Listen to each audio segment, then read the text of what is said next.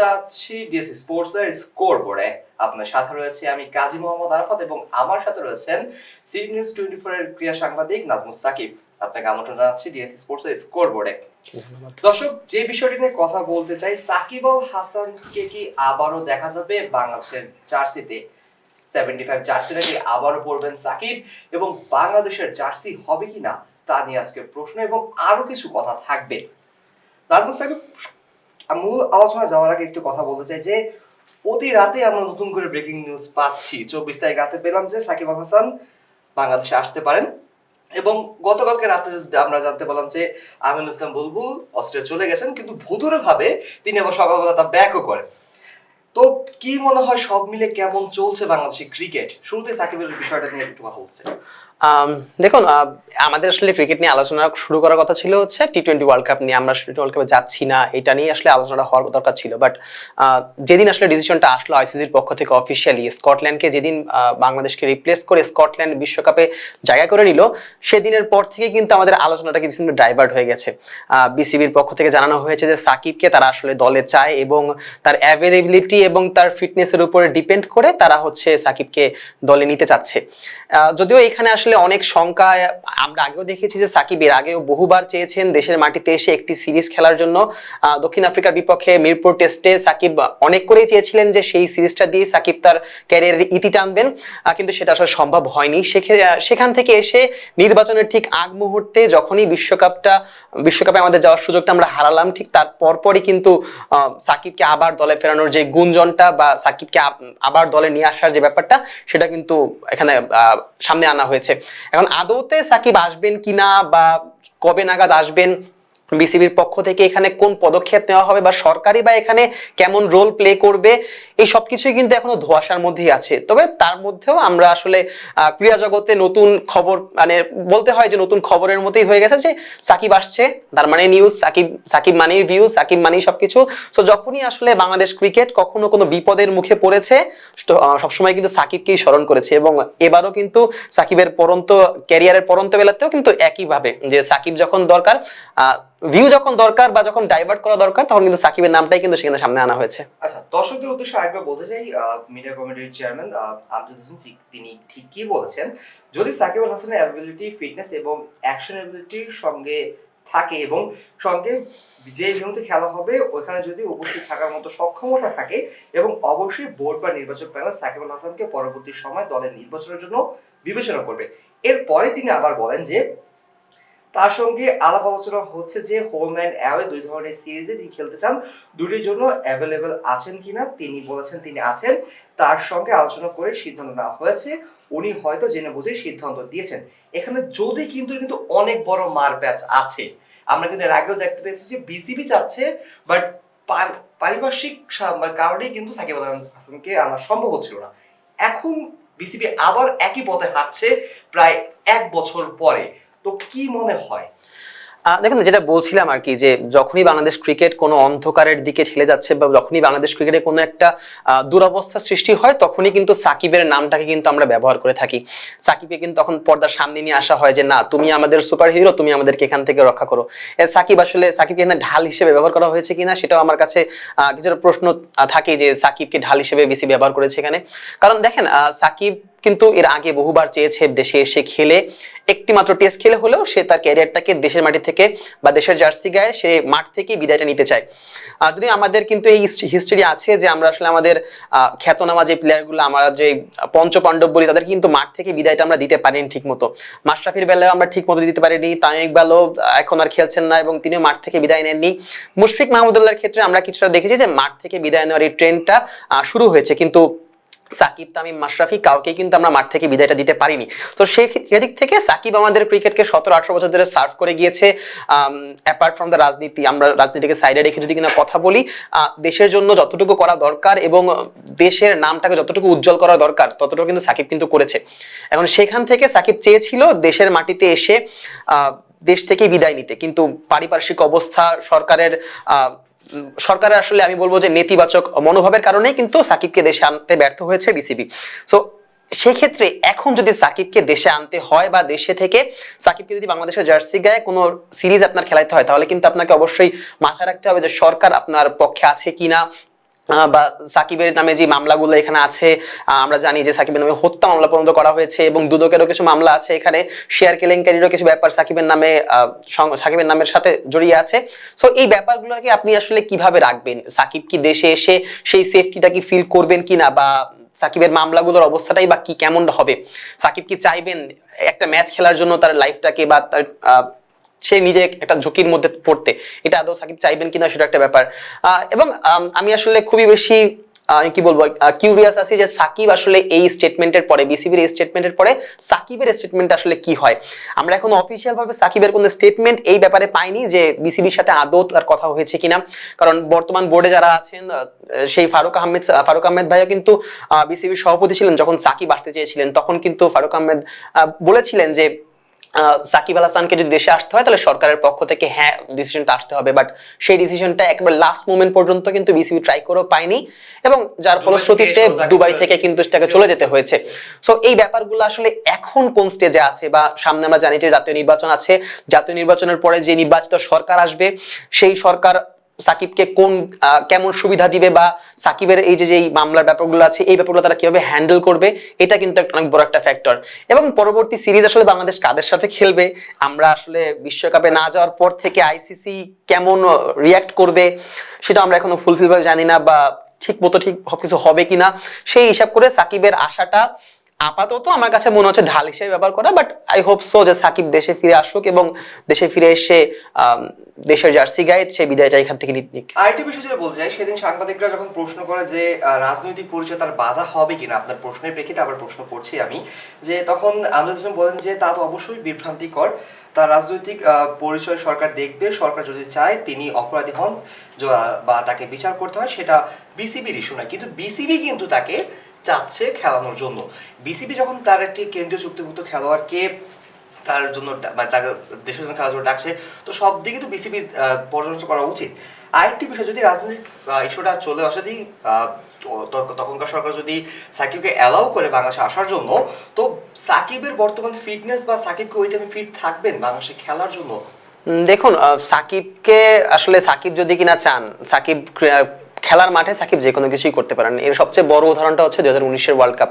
আমরা তখন জানি যে ফিক্সিং কেলেঙ্কারিতে তখন সাকিবকে কিন্তু আইসিসি নিষিদ্ধ করবে, এবং সাকিব কিন্তু সেটা জানতেন। ওয়ার্ল্ড কাপের আগে থেকেই তিনি সেটা আঁচ করতে পেরেছিলেন যে তার খুব শীঘ্রই তার একটা নিষেধাজ্ঞা আসতে যাচ্ছে, এবং সাকিব কিন্তু একেবারে ডিটারমাইন্ড ছিলেন যে এই ওয়ার্ল্ড কাপটা হবে তার লাইফের বেস্ট ওয়ার্ল্ড কাপ। এবং যেভাবে তিনি সেখানে এই ওয়ার্ল্ড কাপে খেলেছেন, 8 ম্যাচে 600-র উপরে রান করেছেন, উইকেট ছিল 11টা, মানে আপনি অলরাউন্ড পারফরমেন্সের বিচারে এর থেকে বেটার ওয়ার্ল্ড কাপ আপনি আসলে অন্য কোনো প্লেয়ারের পাবেন কিনা, খুঁজে পাবেন কিনা, এটাও কিন্তু একটা সন্দেহের বিষয়।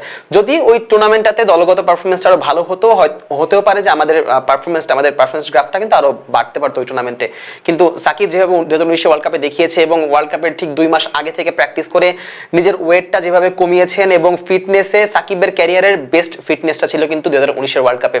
সো সাকিব এখন খেলার মধ্যেই আছেন। সাকিব কিন্তু বরাবরই বলে এসেছেন যে দেশের হয়ে খেলতে চান, দেশের হয়ে খেলেই অবসরে যেতে চান, এবং সে কারণেই কিন্তু তিনি খেলা থামাননি। যেখানেই খেলা হয়েছে ফ্র্যাঞ্চাইজি লিগে, যেখানেই ডাক পেয়েছেন সেখানেই কিন্তু সাকিব পারফর্ম করেছেন, এবং সবশেষ আইএল টি20তেও কিন্তু সাকিব ব্যাট হাতে বেশ ভালোই করেছেন। সাকিব কিন্তু আমরা তুলনামূলকভাবে একটু বোলিং মাইন্ডেড বোলার ক্রিকেটারই আমরা বলে থাকি। 700-র বেশি উইকেট আছে আন্তর্জাতিক ক্রিকেটে, প্রায় 15,000-এর মতো রান। এইটাও কিন্তু একটা আপনি সংখ্যার বিচারে এটাও কিন্তু একটা অনেক বড় একটা রেকর্ড, কারণ ওয়ার্ল্ড ক্রিকেটে অনেক নামি দামি অনেক অলরাউন্ডার এসেছে। ইমরান খান ছিলেন, জ্যাক ক্যালিস এখানে ছিলেন, সানাত জায়সুরিয়া ছিলেন, কিন্তু কারোর রেকর্ডই কিন্তু বা কারোর পরিসংখ্যানটাই কিন্তু সাকিবের সমতুল্য না। সাকিব কিন্তু তাদের অনেককেই ছাড়িয়ে গেছেন, বিশেষ করে বোলিংয়ে 700 উইকেট আন্তর্জাতিক ক্রিকেটে 3 ফরম্যাট মিলিয়ে it's not a piece of cake. So আপনার এখানে বুঝতে হবে যে সাকিব যদি কিনা ডিটারমাইন্ড থাকেন যে আমি এখন দেশের হয়ে একটি ম্যাচ বা একটি সিরিজ খেলতে চাই, এবং সেই সিরিজটাই আমার লাস্ট সিরিজ, আমি মানে প্রিটি মাচ শিওর যে সাকিব এতটুকু সময় যদি কিনা পান, সাকিব নিজেকে ফুললি ফিট করে ফেলতে পারবেন। তারপরেও খেলার ছন্দে যেহেতু আছেন, ভালোও করছেন, আইএল টি20তে প্রায় 30-এর মতো অ্যাভারেজে ব্যাট করেছেন টি20 ক্রিকেটে, that's not bad. So Shakib যদি কিনা ডিটারমাইন্ড থাকেন যে খেলবেন, তাহলে তার ফিটনেস নিয়ে কাজ করতে আমার মনে হয় না সাকিবের খুব একটা বেগ পেতে হবে। সেটা সময় বলতে সাকিব, এ তো গেল 24 তারিখের ঘটনা। 25 তারিখ রাতে হঠাৎ করে কি হলো ক্রিকেট পাড়ে হঠাৎ করে শোনা গেল গুঞ্জন, আমরা শুনতে পেলাম যে বিসিবি প্রেসিডেন্ট আমিনুল ইসলাম বুলবুল তিনি অস্ট্রেলিয়া চলে গিয়েছেন, তার ফ্যামিলি আছে ওয়ান ওয়ে টিকিট কেটে তিনি অস্ট্রেলিয়া চলে গিয়েছেন।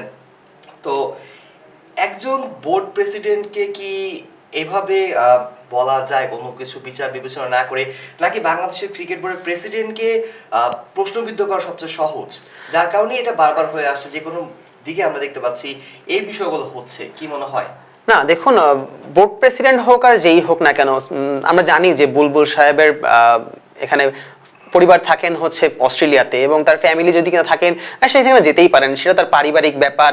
এখানে আসলে অন্য কোনো ইস্যুটাকে সামনে আনাটাকে আমি আসলে তোয়াক্কা করি না জিনিসটাকে। কারণ কি, যে তার ফ্যামিলিগত ব্যাপারগুলোকে আপনি যদি কিনা তার প্রফেশনাল ক্যারিয়ারের ভিতরে নিয়ে আসেন, তাহলে কিন্তু জিনিসটা আসলে মানায় না। সো এখানে আমরা আসলে দেখলাম যে ফার্স্টে বলা হলো যে বুলবুল সাহেব চলে যাচ্ছেন, দেন আবার বুলবুল সন্ধ্যায় একটি টিভি চ্যানেলে সাক্ষাৎকার দিলেন, কথোপকথন বলতে পারি, কথোপকথনে বললেন যে তিনি আসলে দেশেই আছেন এবং আজকেও তিনি দেশে থাকবেন। মধ্যরাতে আবার দেখলাম আমরা যে বুলবুল সাহেব নাকি চলে গিয়েছেন, এবং এটা মোটামুটি সবাই কনফার্ম বলে জানিয়ে দিয়েছেন। কিন্তু সকালবেলায় মিরপুরের মাঠে আম্পায়ারদের সাথে ট্রেনিং এ বুলবুল হাজির হয়ে গিয়েছেন, এবং আপনি যদি দেখে থাকেন ভিডিওটা, সেখানে কিন্তু তাকে কিছুটা বিরক্ত মনে হয়েছে। দেখুন, বুলবুল আমাদের প্রথম টেস্ট ম্যাচে সেঞ্চুরিয়ান ছিলেন, 145 রানের আই থিঙ্ক ইনিংসটা ছিল সেখানে। সো তার কিন্তু সেই রেসপেক্টটা আছে। আমরা যে প্রথম ওয়ার্ল্ড কাপটা যেটা খেলেছি, সেটারও কিন্তু সে ক্যাপ্টেন ছিলেন বুলবুল। তো বুলবুল কিন্তু আমাদের ক্রিকেটের সেই রেসপেক্টটা কিন্তু তার পাওয়া উচিত সেখানে। যদিও তিনি এখন বোর্ড প্রেসিডেন্ট হয়েছেন, বোর্ড প্রেসিডেন্ট হওয়ার ফলে আসলে অনেকেই তার এখন শত্রুতে পরিণত হয়ে গেছে। এটা আসলে একটা রাজনৈতিক পোস্ট হিসেবে আমরা আসলে সবসময় দেখে এসেছি যে এখন একটা রাজনৈতিক ব্যক্তিত্ব এখানে থাকবেন, সেখান থেকে যদি কিনা আমিনুল ইসলাম বুলবুলের মতো কেউ একজন যদি প্রেসিডেন্টের পদে বসেন, সেটা আসলে অনেকের কাছেই মনে হচ্ছে পারে যে না, এটা আসলে মানে ব্যাপারটা ঠিক হচ্ছে না। কিন্তু ক্রিকেটের স্বার্থে যদি আপনি চিন্তা করেন, বুলবুলের কিন্তু সেই ক্যাপাবিলিটিটা আছে, যে এই বাংলাদেশের ক্রিকেটটাকে ডেভেলপ করার সেই ক্যাপাবিলিটি তার মধ্যে আছে। সো সেখান থেকে আমার কাছে মনে হয় যে না, আমাদের আসলে কোনো নিউজ করার ক্ষেত্রে আর একটু সতর্ক থেকে বা নিজের পার্সোনাল ব্যাপারগুলোকে সাইডে রেখে প্রফেশনাল জায়গা থেকে শুধুমাত্র নিউজগুলো করলেই আসলে আমার মনে হয় বেটার হয়। আর যেহেতু এখন সোশ্যাল মিডিয়ার যুগ, যে কোনো একটা কিছু আসলেই সেটা আসলে ভাইরাল হয়ে যায়। তো সেই দিক থেকে চিন্তা করে আমাদের সংবাদকর্মীদের আসলে একটু সচেতন থাকা উচিত যে কোন নিউজটা আসলে করা উচিত আর কোন নিউজটা আসলে করা উচিত হবে না। আচ্ছা, ধন্যবাদ। আরেকটা যে বিষয়গুলো হচ্ছে, তো এই তো গেল লাস্ট 2 দিনের যেই বিষয়, হট টপিক যদি বলতে চাই, যে এবং আরো একটি রাত কিন্তু চলে এসেছে। এখন এই রাতেরও একটি হট টপিক আমরা দেখতে পাচ্ছি, যে 26 তারিখ রাতেও একটি হট টপিকের মতো তৈরি হচ্ছে। ক্রিকেট হট টপিক যেটা হচ্ছে যে পাকিস্তান যে কোনো মুহূর্তে যাবো কি যাবো না একটি সিচুয়েশন রয়েছে। এবং একবার বলা হচ্ছে যে মহসিন নাকি বলছে তিনি হয়তো যে তার টিম হয়তো যেতে পারে, আবার তিনি বলছে ABCD প্ল্যানও তার কাছে রয়েছে। শাহবাজ শরীফের সাথে তিনি কিছুক্ষণ আগে আমরা দেখতে পেলাম যে তিনি মিটিং করেছেন। তো কি হচ্ছে এবার বিশ্বকাপে? পাকিস্তান কি যাচ্ছে? কি হতে পারে তাদের প্ল্যান ABC, নাকি তারা শুধুমাত্র অন্য কোনো পন্থায় যাবে? দেখুন, আমি যদি কিনা একেবারে সব হিসাব নিকাশ সাইডে রেখে জাস্ট নিজের পয়েন্ট অফ ভিউ থেকে বলি, আমার কাছে মনে হয় যে শেষ মুহূর্ত পর্যন্ত পাকিস্তান হয়তোবা বিশ্বকাপে খেলতে যাবে। এটার বলার পিছনে কিছু কারণ আছে। দেখুন, 2011 সালের বিশ্বকাপ যখন হয় ভারতের মাটিতে, তখনও কিন্তু ভারতের সাথে তুমুল দ্বন্দ্ব চলে পাকিস্তানের রাজনৈতিকভাবে, তারপরেও কিন্তু পাকিস্তান সেখানে খেলতে গিয়েছে। 2016 সালে একেবারে তুলকালাম অবস্থা, কোনোভাবেই পাকিস্তান যাবে না, সেখান থেকেও পাকিস্তান কিন্তু ওয়ার্ল্ড কাপ খেলতে ভারতে গিয়েছে। 2023 সালেও সেম বর্ডারে অনেক ঝামেলা, তার শত বাধা সত্ত্বেও কিন্তু পাকিস্তান সেখানে খেলতে গিয়েছে। আর এখন তো আসলে পাকিস্তানের ভারতে খেলতে যেতে হচ্ছে না, পাকিস্তান আসলে খেলতে যাবে এখন শ্রীলঙ্কায়। হাইব্রিড মডেলে যেহেতু খেলাগুলো হচ্ছে, শ্রীলঙ্কায় যেহেতু পাকিস্তানের খেলা, তাদেরকে পাকিস্তানে যাইতে হবে শ্রীলঙ্কায়। সো আমার কাছে মনে হয় শেষ পর্যন্ত হয়তোবা পাকিস্তান শ্রীলঙ্কাতে খেলতে যেতে পারে। তবে একটা অপশন যেটা পাকিস্তান বোর্ড চিন্তা করে রেখেছে, যে ভারতের বিপক্ষে ম্যাচটা বয়কট করার ক্ষেত্রে। সো যদি কিনা পাকিস্তান বিশ্বকাপে যায় এবং যেও যদি কিনা হচ্ছে ভারতের ম্যাচটা বয়কট করে, সেক্ষেত্রে কিন্তু এটা আরো বড় সেটব্যাক হয়ে যাবে। কারণ আপনি যদি কিনা বাংলাদেশকে বাদ দেওয়ার কারণে যদি কিনা বিশ্বকাপে না যেয়ে থাকেন, আইসিসি হয়তোবা আপনার কিন্তু ফিনান্সিয়াল অনেক বেশি ক্ষতি হবে। এবং পিসিবির যেই রেভিনিউ আইসিসি থেকে তারা পায় 5 পয়েন্ট সামথিং, যে পার্সেন্টেজটা তারা সেখান থেকে পায়, পিসিবির কিন্তু ম্যাক্সিমাম খরচটাই কিন্তু প্রায় 80 to 90% খরচটাই কিন্তু আইসিসির এই রেভিনিউ থেকেই চলে আসে। সো এত বড় একটা লস তারা করবে কিনা, এটাও কিন্তু একটা প্রশ্নের ব্যাপার। তবে যদি ভারত এর ম্যাচটা শুধুমাত্র ভারতের ম্যাচটা বয়কট করে, সেক্ষেত্রেও কিন্তু আইসিসি বা বিসিসিআই কিন্তু বেশ বিপাকে পড়বে। কারণ পুরো এন্টায়ার টুর্নামেন্টের যে রেভিনিউ থাকে, সেই রেভিনিউর অলমোস্ট 50% রেভিনিউ কিন্তু জাস্ট ভারত পাকিস্তান ম্যাচ থেকেই আসে। এবং ভিউয়ারশিপে কিন্তু এটা প্রতিনিয়তই কিন্তু এটা রেকর্ড ব্রেক করছে। 2023 সালে সম্ভবত 3 কোটি কনকারেন্ট পিক ছিল জাস্ট জিও স্টারের ক্ষেত্রে। 2025-এর চ্যাম্পিয়ন্স ট্রফিতে আমরা সেম ভাবে দেখেছি যে যখন দুই দল মোকাবেলা করেছে সকল রেকর্ড ভিউয়ারশিপে কিন্তু সকল রেকর্ড ভেঙে গিয়েছে এবং এই ম্যাচগুলোতে কিন্তু আপনি দেখে থাকবেন যে যে স্পন্সরশিপগুলো থাকে বা যে বিজ্ঞাপনদাতা সংস্থাগুলো থাকে তারাও কিন্তু আসলে মুখিয়ে থাকে এই একটা ম্যাচের দিকেই।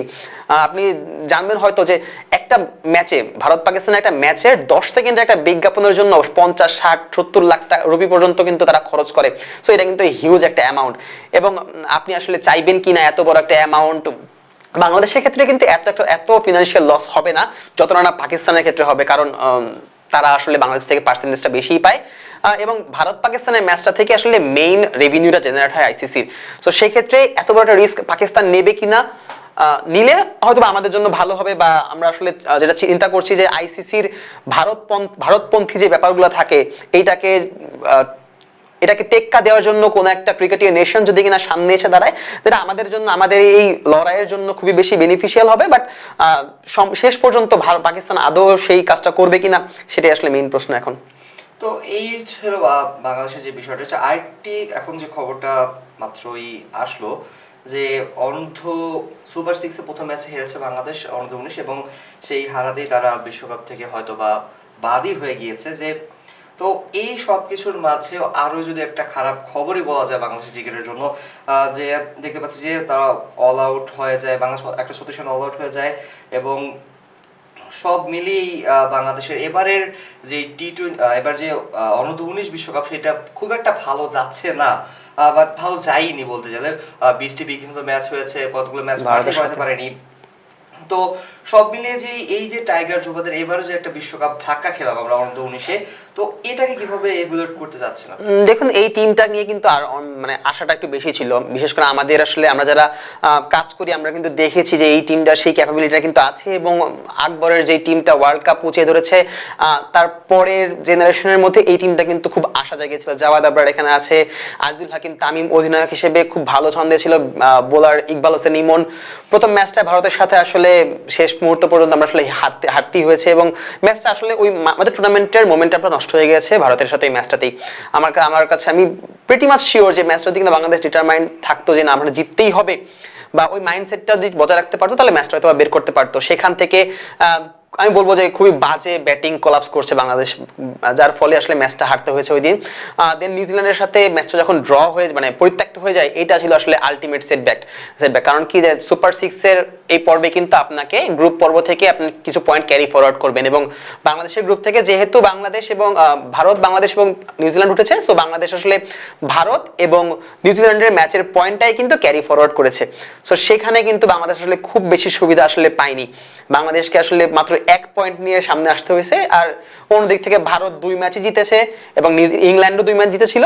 সো এই দুই টিম যদি কিনা একটা ম্যাচও জিততে পারতো সেক্ষেত্রে বাংলাদেশ আসলে বিদায়টা নিশ্চিত ছিল এবং লাকিলি বলি আনলাকিলি বলি বাংলাদেশের ফার্স্ট ম্যাচটাই আসলে ইংল্যান্ডের সাথে পড়াতে এবং ম্যাচটা হারাতে আসলে প্রথম ম্যাচে সুপার 6-এর প্রথম ম্যাচের পরেই আমাদের বিদায়টা আসলে নিশ্চিত হয়ে গেছে। তো প্রায় 38 ওভার 2 বলের মধ্যে বাংলাদেশ অল আউট হয়ে যায়, আজিজুল তেমন ভালো করতে পারেনি। তো এই দলটাকে নিয়ে খুব একটা আশা দেখা হয়েছিল বাংলাদেশ, আমরা সকলে আশা দেখেছিলাম যে মাত্র আপনি যেটা বললেন যে আমরা যে ওয়ার্ল্ড কাপটা জিতি, আন্ডার ওয়ার্ল্ড কাপ জিতি, তারপরে সবচাইতে টাফ যে একটা দল আমরা পেয়েছি, অভিজ্ঞ দলও ছিল, প্রায় অনেকগুলো ম্যাচ খেলার সুযোগ পেয়েছিল তারা। তো সব মিলিয়ে এটা কি বাংলাদেশের জন্য বাংলাদেশের আপকামিং যে তার জন্য একটা বড় ধাক্কা কিনা, বা অনেক কিছু রয়েছে, প্রাকৃতিক দিকও রয়েছে, খেলার মানও রয়েছে। তো কি মনে হয় বা বিসিবির এখন কি করে?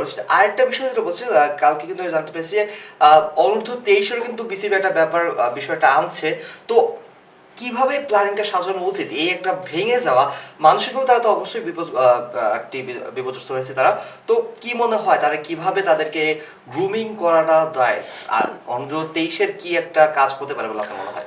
দেখুন আমি একটু আগে যেটা বললাম যে আমিনুল ইসলাম বুলবুলের কিন্তু সেই ক্যাপাবিলিটিটা আছে যে ডেভেলপমেন্টের একেবারে রুট লেভেল থেকে ডেভেলপমেন্টের পর্যায়ে কাজগুলো কিন্তু সে খুব ভালোভাবেই করে থাকেন এবং আমাদের দেশের ক্রিকেটীয় কালচারে কিন্তু আমরা আসলে দেখি যে আন্ডার 19-এর পরেই হচ্ছে ডাইরেক্ট এক লাফে আপনার ন্যাশনাল টিমে চলে যায় কোনো একটা প্লেয়ার।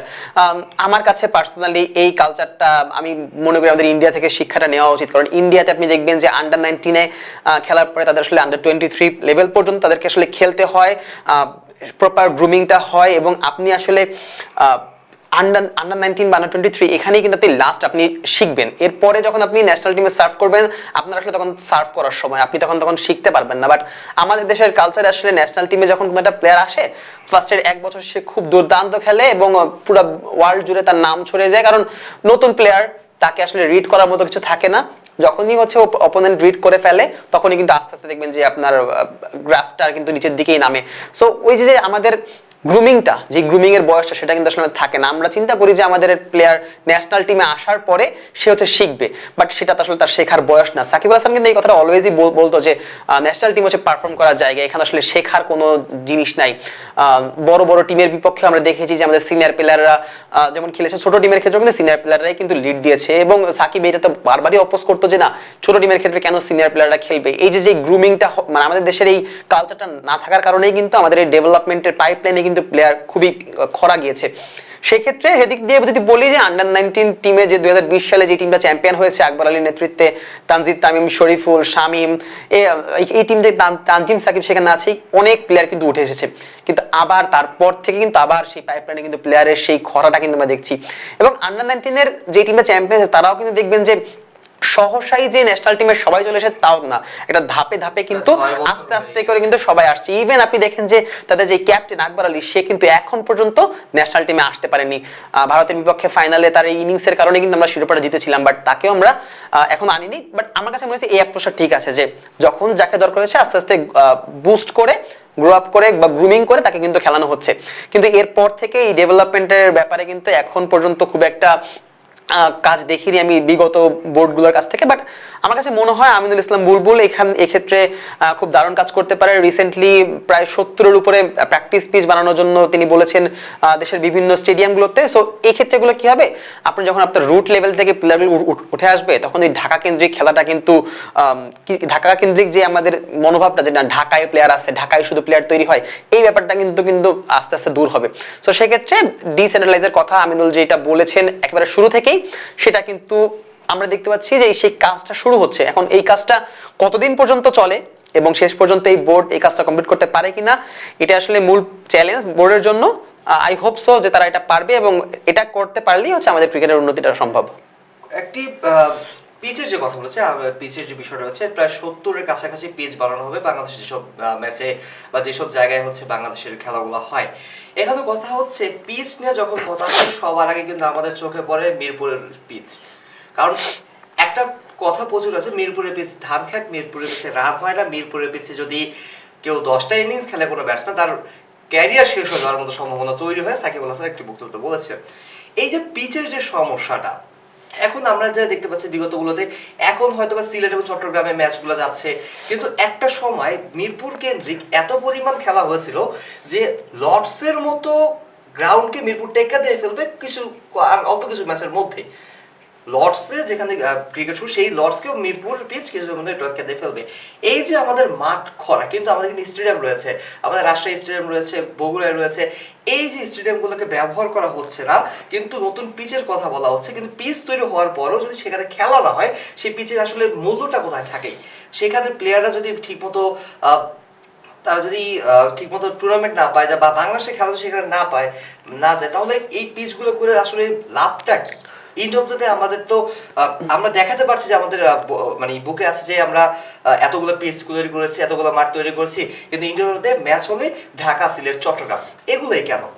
না দেখুন, এখানে আসলে ইনফ্রাস্ট্রাকচারের কিছু ব্যাপার থাকে। আপনি আসলে চাইলেই কোনো জায়গাতে আসলে আন্তর্জাতিক ম্যাচ হুট করে আপনি দিতে পারবেন না, কেননা আপনার এখানে হোটেলের ব্যবস্থা থাকতে হবে, আপনার এখানে বিমানবন্দর থাকতে হবে, আপনার এখানে যোগাযোগ ব্যবস্থা আরো বেশি স্মুথ হইতে হবে। সো এই সব ব্যাপারগুলোকে চিন্তা করলে কিন্তু আসলে ঢাকা, চট্টগ্রাম, সিলেট আপাতত কিন্তু এগুলাই আছে। খুলনাতে খেলা হতো, বগুড়ায় খেলা হতো, বাট আস্তে আস্তে কিন্তু সেটা থেকে আমরা সরে এসেছি। খুলনা স্টেডিয়ামের পাশে একটা সুবিশাল হোটেল হচ্ছে, সো সেটা যখন হবে আই এম শিওর যে সেই স্টেডিয়াম নিয়েও বিরাট একটা প্ল্যান থাকতে পারে, এবং রাজশাহী স্টেডিয়াম নিয়েও বিসিবির প্ল্যান আছে, বরিশাল স্টেডিয়াম নিয়েও কাজ চলছে। সো যখন আপনার পুরো ইনফ্রাস্ট্রাকচারটা দাঁড়ায় যাবে, তখন কিন্তু আপনি তখন ওই মিরপুরকে রেস্ট দিতে পারবেন। দেখেন বিপিএল এর ফাইনাল হলো কবে? 23 তারিখ। 23 তারিখের রাতে ফাইনাল হওয়ার পরে 24 তারিখ সকালেই কিন্তু মিরপুরের পিচে একটা ম্যাচ হয়েছে।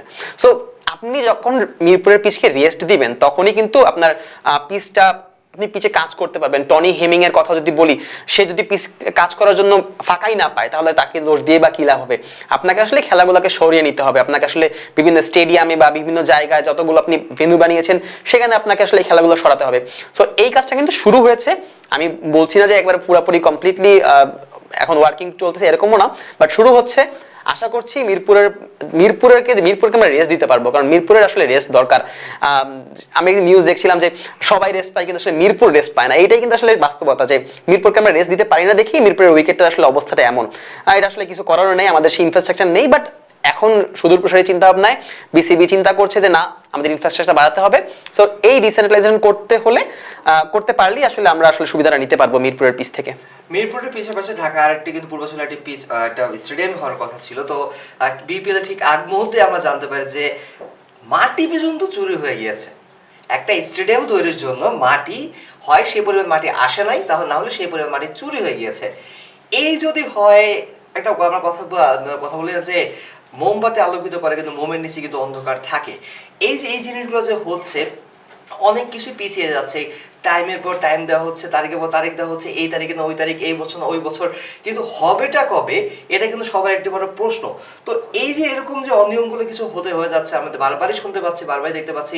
পেমেন্ট ইস্যু আজকে একজন খেলোয়াড় তিনি কথা বলে, একজন না বেশ কয়েকজন খেলোয়াড় তারা কথা বললেন।